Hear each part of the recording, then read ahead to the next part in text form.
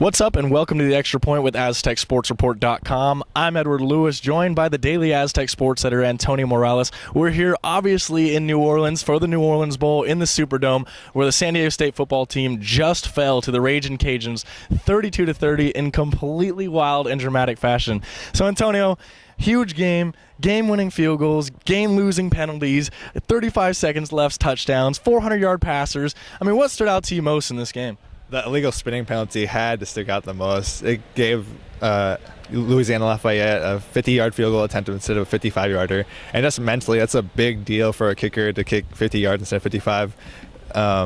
He nailed it. It looked like it would have been good from at least almost 60, but he nailed it. He just had more confidence in that kick than Abel Perez did with his kick. So we're actually standing here on about the 40-yard line and looking at a 50-yarder, and when you back up to the 55, you're saying, man, that's a little bit farther. So it was a huge penalty. We talked to Miles Burris after the game. He said it was illegal stemming, which is when you disguise a coverage and then jump into a different coverage in order to, I guess, throw the kicking team off. And apparently it's not supposed to be a penalty. Rocky Long said he called it a phantom penalty, and it no doubt changed things. We talked to the coach and Brett Baer, the kicker, and they both said it was probably good regardless, but still, you never know. Now let's get into this Ronnie Hillman thing.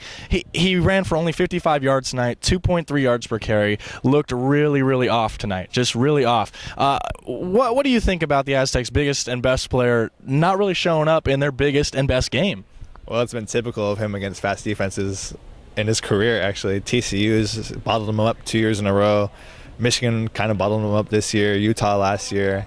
He's just struggled against fast defenses, and tonight was another example of a fast defense he struggled against. And there's this talk of him leaving to the NFL, but every defense in the NFL is fast. There's tons of guys in the NFL that are faster than him, so he might need to come back another year. So. Yeah, we were actually talking in the press box, me and you, and I looked at you and I said, man, they could really use Walter Casey right now, or they could really use Adam Moema. Why aren't they putting him in? Because every time Ronnie Hillman touched the ball, he looked like he's going to go up the middle, and then he'd go to his crutch and bounce to the outside. And like we were saying, I mean, this is a fast defense in Louisiana-Lafayette. They go side to side well. You need to stick your head in there. And I think they saw that towards the end of the game, and that's why they put in Moema in that touchdown run.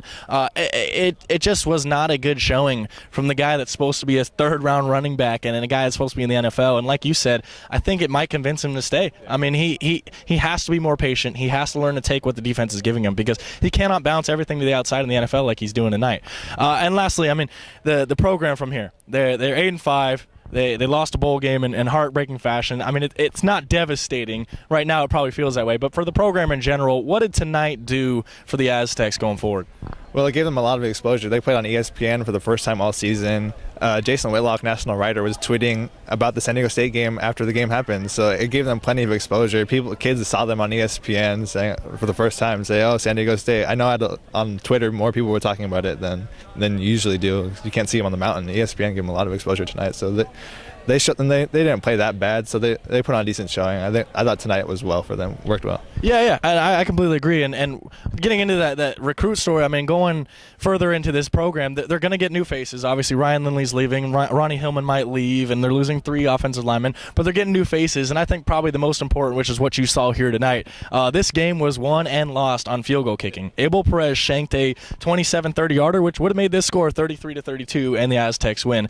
And their kicker made a 50-yarder, which obviously won the game. So the Aztecs have Seamus McMorrow coming in from St. Augustine. He just committed last week. So maybe some new faces are good around this program. So it feels bad if you're an Aztec fan right now, but things will get better.